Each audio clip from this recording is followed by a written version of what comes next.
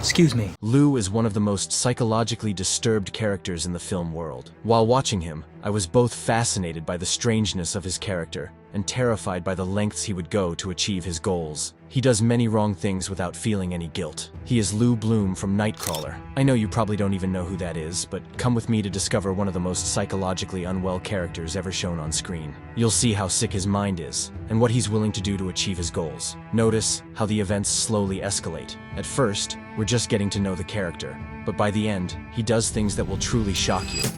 We first meet him stealing copper wires from a construction site. A security guard confronts him, and Lou smiles and pretends to be lost, until he notices the guard's expensive-looking watch. Then, he assaults the guard. In the next scene, he's wearing the watch and walking off with the stolen wires. He tries to sell the wires to a scrapyard, and then asks the man if he's hiring. Pay attention to how he talks.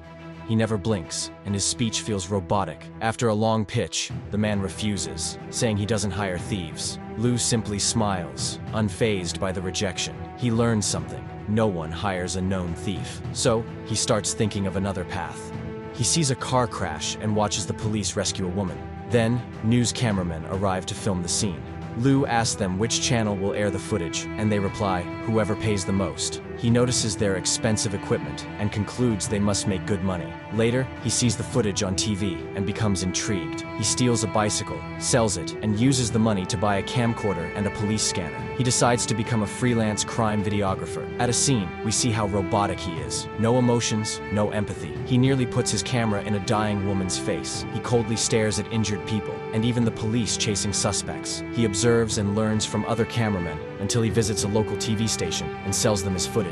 They buy it because it's up close and graphic. The editor advises him to get better equipment. The editor also tells him something very important. Audiences care more about crimes involving wealthy white people, especially if they're attacked by minorities or the poor. That's the kind of footage that gets ratings. This is a critique of media racism, especially in the West. News outlets don't care about minority victims. They want crimes that fit a certain narrative. Back home, Lou is shown ironing his clothes and watering a plant. These small details seem insignificant, but they're crucial later on to understand his psychology. They're part of how he imitates human behavior to appear normal. He hires a young homeless man named Rick, lying that he owns a big news company and will pay him a little at first, but more later. Rick is thrilled. He's desperate and living on the streets. Lou teaches him how to chase police reports and look for accidents or crimes. They miss their first few scenes due to Rick's mistakes, but Lou doesn't give up. He breaks into a crime scene to film graphic footage and sells it to the station. The footage is shocking, but the editor loves it.